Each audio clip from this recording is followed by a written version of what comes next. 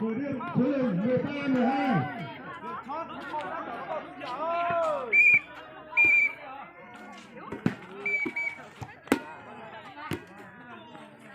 Số lượng bắt đầu dẫn đầu. Thủ Điện và hết 13 điều.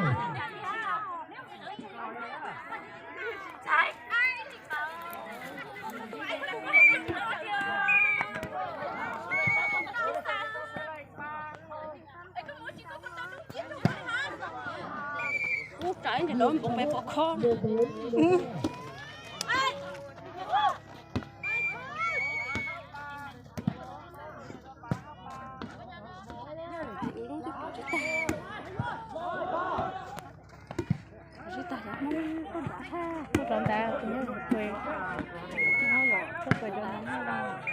lượng số tốt của Thủ Điện 14 điều.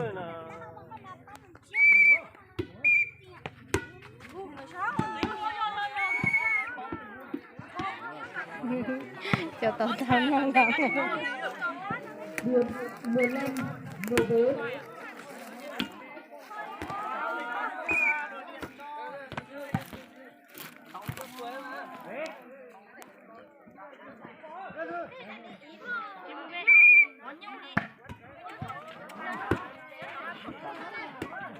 Nha, bắt còng đấy. Nha. Nha. Bắt còng đấy. Điểm 16-14. Chính ra từ nè, ba thành tu nè, ra từ thắng hay là. Nhưng mà cái gái nhìn bóng tít thì chắc rồi.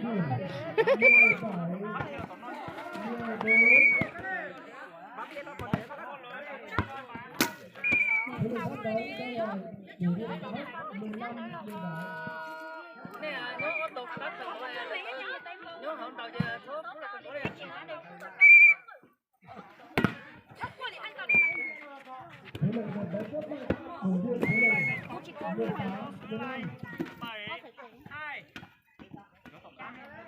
Đâu để con cho đây đây một tổ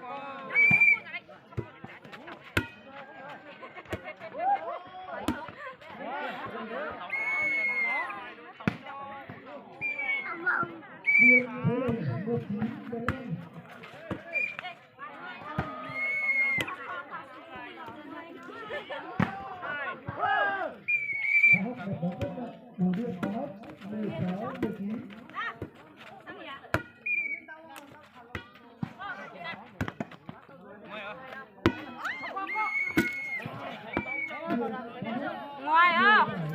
Ngoài sắp bể không?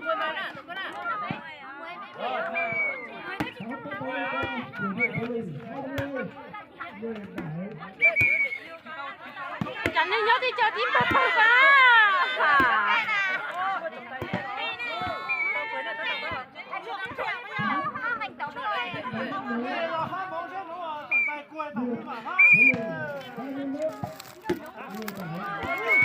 Này luôn bóng sưởi coi chị sao phát cái phát tay nữa lỡ.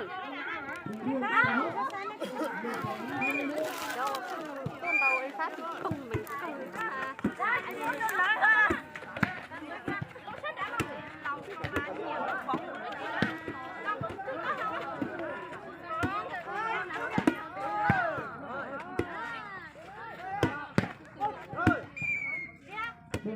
Số lượng 22 18.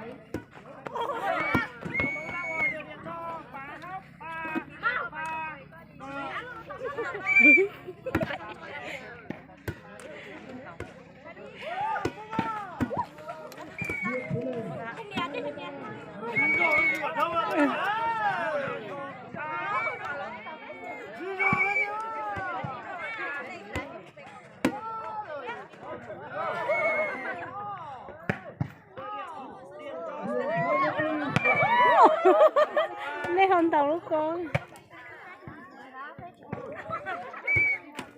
Nên bây giờ cũng cả phá luôn bóng ý xứ này sao phá này luôn bóng suối còn chỉ tao nọ nữa.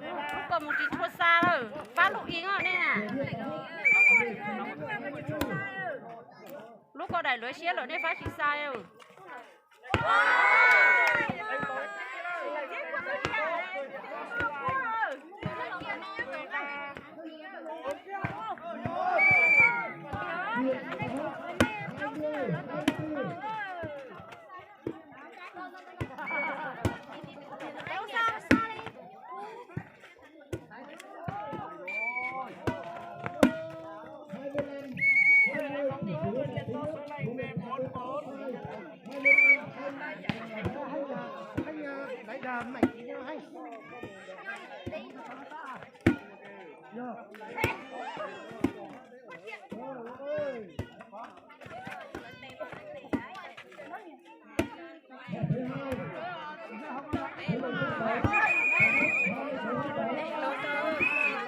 phá lụi chứ là sao thế?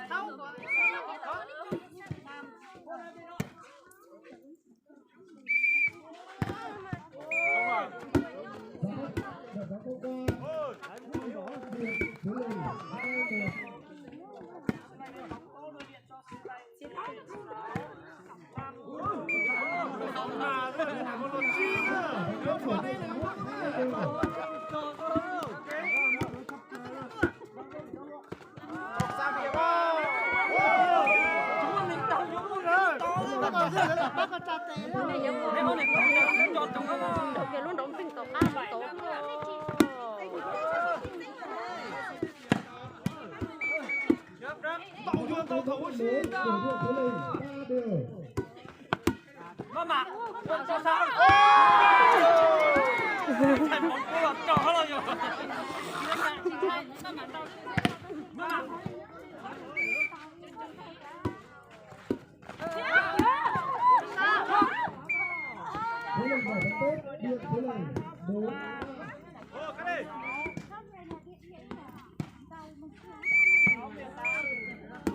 Việt Nam ba.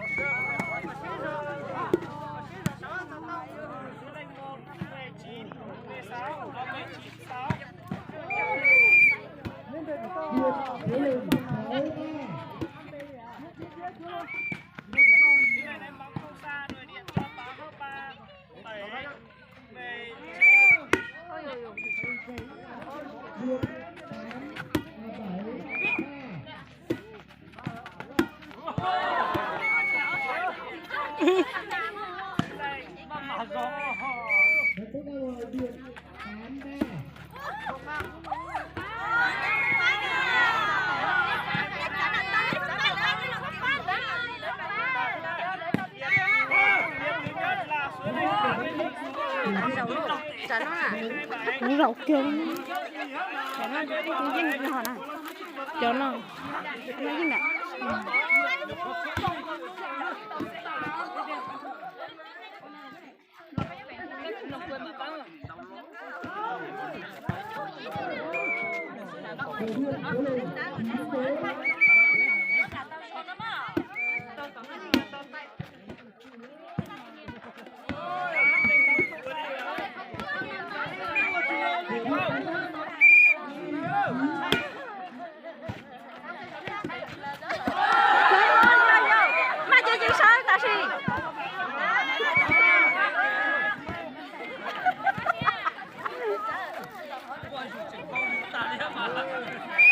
Dạ giờ thì nâng thì ta là nó tiền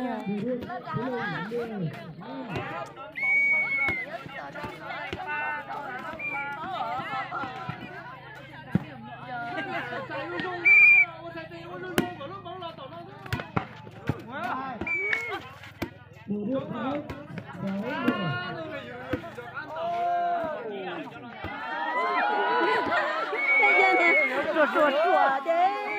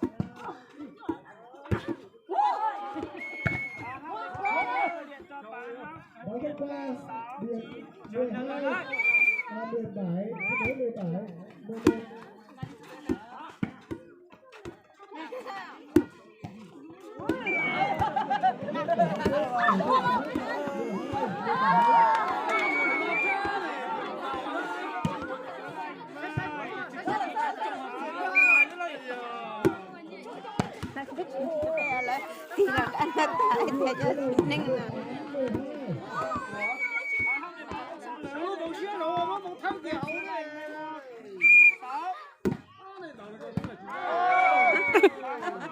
cho nên là cái chạy cũng như lên đầu thì chạy lên đầu luôn á cả đó thì giờ nó dạ mong muốn tàu lọt hầu thì nha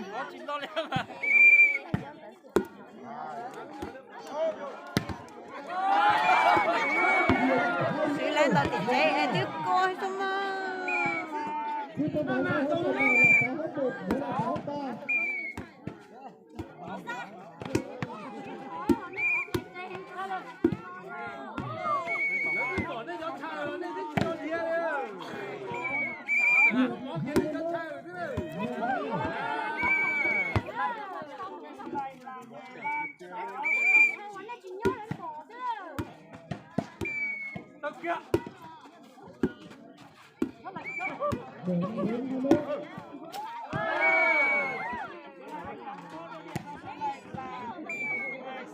biết thì nhìn nhớ nhiều biết sẽ đợi theo ít mà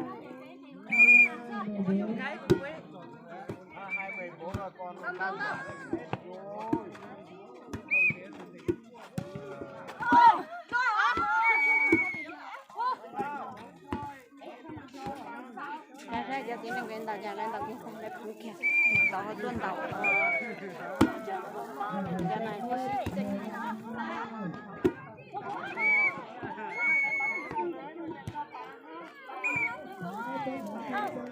Hãy subscribe cho kênh Ghiền Mì Gõ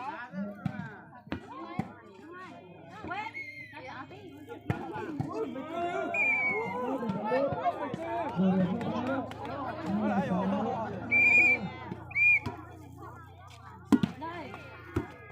những video